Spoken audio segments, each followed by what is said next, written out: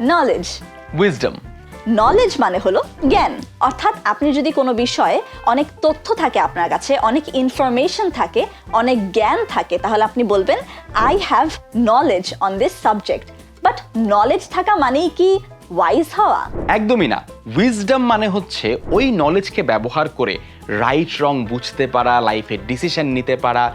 প্রজ্ঞা বলতে আমরা যা বুঝি, মানে একটা ওয়াইজ মানুষ দেখলে বোঝা যায় না যে এই মানুষটা অনেক কিছু বুঝে, অনেক ভালো ডিসিশন নিতে পারে, ওই মানুষটা হচ্ছে ওয়াইজ বা ওই মানুষের উইজডম আছে। যদি আমরা একটু এক্সাম্পল দেই, Chatur from 3 Idiots had a lot of knowledge, but was he wise? He wasn't. On the other hand, Rancho ও এত কিছু মুখস্থ করতো না, বাট ও যেই জিনিসগুলো জানতো সেগুলোকে ব্যবহার করে ও বেটার লাইফ ডিসিশন নিতে পারতো, ও রাইট অ্যান্ড রং বুঝতো। এইটা হচ্ছে উইজডম।